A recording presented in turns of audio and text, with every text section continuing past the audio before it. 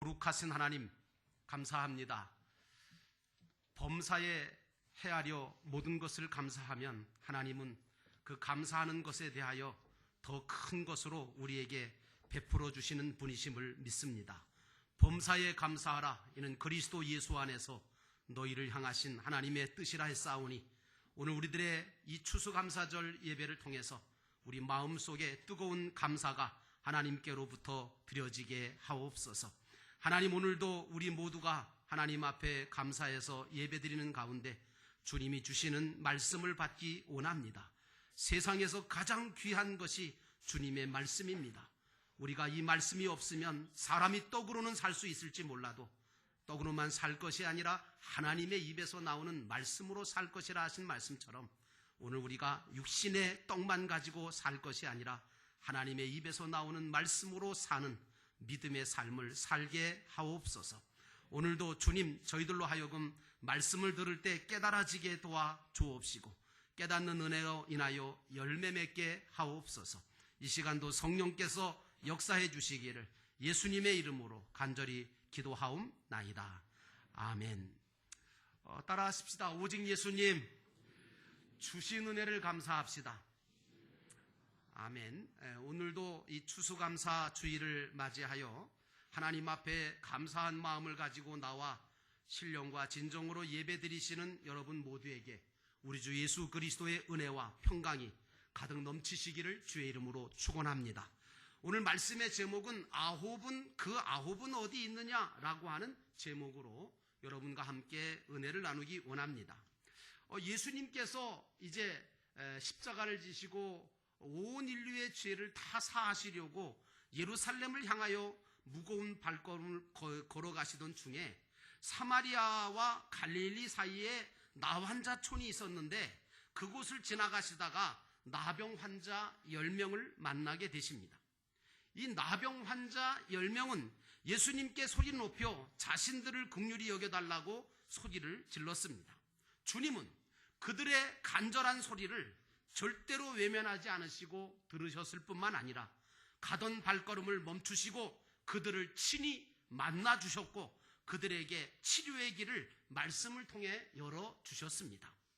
오늘 문둥병이라고 하는 이 나병은 여러분도 아시겠지만 인간의 외모를 망가뜨리거나 또는 모든 인간의 인격과 기능까지 못쓰게 만들고 그리고 인간이 가지고 있는 그 좋은 관계, 가장 가까운 사랑하는 관계, 모든 돌보는 관계를 깨트려버리고 마는 것이 바로 문둥병입니다. 그래서 여러분, 문둥병에 걸리게 되면 수용소로 떠나야 되기 때문에 가족하고 같이 있을 수도 없고 사랑하는 사람과도 헤어져야 되는 그런 끔찍스러운 병이 바로 이 문둥병이라는 나병입니다. 근데 이 문둥병은 우리가 영적으로 재해석해서 보면 우리를 타락시키는 죄라고 하는 것이 바로 문둥병이라는 사실입니다. 그러므로 사랑하는 성도 여러분, 나는 여러분들이 이 죄의 문제를 하나님 앞에 내어놓고 우리 주 예수 그리스도가 주시는 십자가의 보혈로 인하여 죄사함을 받고 깨끗함을 받아 거룩한 하나님의 백성으로 살아가시기를 주의 이름으로 축원합니다. 우리가 이 본문의 말씀에서 첫 번째로 살펴봐야 될 것은 예수님과 10명의 나병 환자의 만남입니다. 12절에 보니까 한 마을에 들어가시니 나병 환자 10명이 예수를 만나 멀리 서서 소리를 높여 이르되 예수 선생이여 우리를 불쌍히 여기소서라고 외쳤습니다. 오늘 예수님과 10명의 나병 환자는 우연히 만난 것이 아닙니다. 여러분, 우리 기독교는 아시는 것처럼 우연을 믿지 않습니다. 기독교인들은 우연히 누구를 만났다, 우연히 어떤 일이 벌어졌다, 되어졌다 라고 하면 안 됩니다. 우리 기독교인들은 필연이라고 믿어야 합니다. 하나님께서 행해 주셨다는 사실입니다. 그러므로 예수님과 나병 환자가 만난 것은 하나님의 계획 속에, 하나님의 예정 속에 하나님의 뜻과 소원과 목적이 있어서 만나게 하신 줄로 믿습니다. 여러분들도 하나님이 필연적으로 만나게 하셨음을 믿으시기를 축원합니다. 부부간에도 필연적인 신앙을 가지고 사시는 분들은 괜찮은데 이게 우연히 만났다고 생각하면 불행해집니다. 여러분, 주님은 나라고 하는 나를 고쳐주시고 구원해 주시려고 이 땅에 오신 분입니다. 그리고 그 주님은 오늘도 살아 역사하시며 성령을 통하여 오늘 이 예배의 시간을 통해서 우리와 만나시기를 원하시는 줄로 믿습니다. 그러므로 저와 여러분은 마음과 뜻과 정성을 다해 주님 앞에 예배드리는데 최선을 다해야 될 줄로 믿습니다. 왜? 예배를 통하여 우리가 주님을 만나뵐 수 있기 때문에 그렇습니다. 나는 여러분들이 예배를 드리며 주님을 만나 뵙기를 사모하는 그런 거룩한 하나님의 백성 되시기를 축원합니다. 오늘 10명의 나병 환자들은 예수님을 보고 멀리 서서 예수님께 소리를 질렀습니다. 뭐라고요? 예수 선생님이여 우리를 불쌍히 여기소서라고 지나가시는 그런 주님을 불렀습니다. 여러분, 오늘 이 나병 환자 10명의 이 소리 지르는 것을 통해서 우리는 무엇을 깨달아야 됩니까? 그것은 바로 우리의 인생은 예수 그리스도를 만나야 될 자들이라는 겁니다. 우리 인생은 예수를 만나지 못하면 절대로 행복해질 수가 없고 절대로 성공할 수가 없고 절대로 영원한 삶이 보장되지 않는다는 겁니다. 여러분, 오늘 10명의 문둥병자 나병 환자는 누구도 그들을 돌아보지 않았을 겁니다. 가족조차도 돌아보지 않고 그들과 멀리 되어졌을 겁니다. 그러나 그들 마음속에는 다른 사람들은 몰라도 주님은 자신들을 불쌍히 여겨주실 것이라는 믿음을 가지고 오늘 주님을 향하여 부르짖었는 줄로 믿습니다. 한 인생을 살아가면서 그렇잖아요, 여러분. 한 인생을, 그 짧은 인생을 살아가면서 어떤 사람을 만나느냐, 그거에 따라 그 사람의 인생이 행복해지기도 하고 불행해지기도 하잖아요. 여러분, 이제 작금의 우리 최순실 사건은 인생의 만남이 얼마나 중요한가를 우리에게 아주 적나라하게 보여주고 있어요. 가장 귀한 만남은 어떤 만남일까? 그것은 바로 예수 그리스도와 만나는 것인 줄로 믿습니다. 왜? 예수님을 만나야만 내 인생이 어떻게 살아가야 될지, 무슨 일 하면서 살아갈 건지, 무엇을 위해 살아갈 건지 분명히 알 수 있고 깨달을 수 있기 때문인 줄로 믿습니다. 예수님은 우리 인생의 길이고 진리고 생명이 되십니다. 그러므로 오늘 그 예수 그리스도를 만나보는 여러분 모두가 되시기를 주의 이름으로 축원합니다. 힘들고 어려울 때마다 주님을 불러 주님을 만나시는 여러분 되시기를 축원합니다. 예수님을 만나 그분을 믿게 되면 우리는 그 모든 그분을 통해서, 예수 그리스도를 통해서 더 귀한 만남이 이루어집니다. 여러분 아시는 것처럼 우리가 예수 그리스도를 믿고 예수를 만나게 되면 우선 하나님 아버지와의 만남이 이루어져서 하나님이 내 친아버지가 되시고 나는 그분의 아들이 되고 딸이 되어지는 거 아닙니까? 또 예수를 만나 그분을 믿으면 사랑하는 예수 그리스도 안에서 한 몸이 된 교회를 우리가 만나게 되어지고 예수 그리스도의 피로 말미암아 한 형제여 자매가 된 모든 사람들과 축복과 은혜를 누리는 삶을 살 수 있는 줄로 믿습니다. 그러므로 사랑하는 성도 여러분, 가장 원초적이고 가장 복된 만남은 예수 그리스도와의 만남인 줄로 믿습니다. 그러므로 예수 그리스도를 만나지 못한 인생은 결코 행복하다고 할 수가 없는 것입니다. 오늘 10명의 나병 환자는 예수님을 만나게 됨으로 인하여 불치병이라고 하는 나병을 고칠 수 있는 기회를 얻게 됐지 않았습니까? 여러분, 예수 그리스도를 믿게 되면 가장 먼저 영적인 불치병인 문둥병과 같은 죄의 문제가 해결되는 줄로 믿습니다. 여러분, 우리가 예수 믿는 이유가 뭡니까? 예수를 믿으면 가장 첫 번째로 오는 것은 뭐냐? 우리의 죄의 문제가 예수 그리스도의 십자가의 보혈로 깨끗하게 씻음받게 되는 줄로 믿습니다. 그래서 우리는 주 예수를 믿으라, 그리하면 너와 네 집을 구원을 얻으리라 라고 하는 말씀을 가지고 아직도 예수님을 만나지 못한 우리 주변의 모든 사람들과 아직도 인생의 방향과 목적을 발견하지 못한 자들을 주님께로 인도하는 그런 영혼을 구원하는 저와 여러분 되셨으면 좋겠습니다. 그러므로 오늘 우리는 예수 그리스도를 만나야 될 자들이고 또한 모든 사람은 예수 그리스도가 필요하고 예수 그리스도를 만나야 된다는 사실입니다. 두 번째로, 오늘 예수님께서 역사하시는데 예수님의 역사는 말씀을 통해서 이루어지는 것을 볼 수 있습니다. 14절에 보니까 보시고 이르시되 가서 제사장들에게 너희 몸을 보이라 하셨더니 그들이 가다가 깨끗함을 받은지라 라는 말씀이 나옵니다. 오늘 10명의 문둥병자들이 예수님의 말씀에 순종하여 제사장한테 간다? 이건요, 사실 굉장히 어려운 일입니다. 쉬운 일이 결코 아닙니다. 왠지 아십니까? 구약 성경에 보면요, 문둥병 걸렸다가 제사장한테 가서 확인을 받으려면 문둥병에서 나았다는 아주 확실한 증거가 있는 상태로 제사장한테 가서 보여야 그렇게 인정을 받지, 만약의 경우에 문둥병이 지금 낫지도 않은 상태인데 예수님의 말씀대로 가서 그 몸을 보였다, 아마도 매나 시컷 맞고 쫓겨날 것이 분명했기 때문일 겁니다. 그런데 오늘 이 10명의 나병 환자의 훌륭한 믿음은 뭐냐? 이들은 주님의 말씀을 믿고 순종했다는 것입니다. 사실 예수님의 말씀은 때로는 정말 말도 안 되는 그런 명령을 내리실 때가 있어요. 여러분 아시죠? 가나 혼인잔치에서 예수님께서 포도주가 떨어졌다고 하시니까 뭐라고 하시죠? 빈항아리, 돌항아리 6개에다가 물을 갖다 잔뜩 길어다가 부어라. 아니 지금 포도주가 떨어졌는데 물을 갖다 부으라는 게 도대체 무슨 말씀이냐 그러니, 포도주를 어디다 공수해 오든지 공급을 하지 않고. 그런데 여러분 그 말씀대로 하인들이 순종했을 때 그 어떤 포도주보다 맛나고 빛깔 좋은 포도주가 만들어졌잖아요.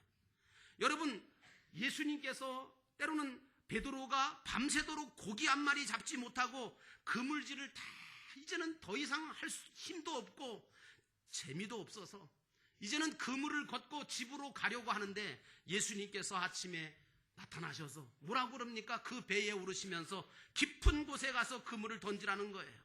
이게 말이 안 되는 명령입니다. 그런데 여러분 그거 아십니까? 사람의 말은 몰라도 예수님의 말씀은 능력이 있는 줄로 믿습니다. 오늘 우리는 10명의 나병 환자처럼 예수께서 자신의 모든 것을 책임져 주실 것을 믿고 그 말씀하신 대로 믿음으로 걸어가는 것이 우리에게 중요한 일인 줄로 믿습니다. 오늘 이들은 주님이 하신 말씀대로 제사장한테 자기들의 몸을 아직 낫지 않았지만 그 몸을 보이기 위해서 떠났어요. 여러분 믿음이 최고로 올라갈 때 어떤 현상이 일어나느냐? 믿음의 최고봉은 순종입니다. 그러니까 저 사람이 정말 믿음이 좋은가 아닌가라고 하는 걸 알려면 저 사람이 하나님의 말씀에 순종하고 있는가, 이걸 보면 됩니다. 오늘 우리도 말씀을 듣고 믿음으로 가다가 깨끗함을 받을 수 있는 온전한 믿음과 순종의 삶을 사는 성도가 되어야 될 줄로 믿습니다. 말씀을 듣고 그 말씀대로 순종하며 걸어가면 누구든지 주님의 큰 은혜를 받게 됩니다. 그리고 구원함을 받을 수 있게 되는 줄로 믿습니다. 그러므로 다시 한번 기억하시기 바랍니다. 예수님의 말씀은 능력의 말씀이시다.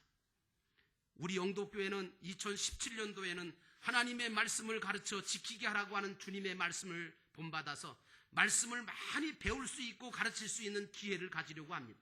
그리고 그 말씀대로 실천하는 교회 운동을 해나가려고 합니다.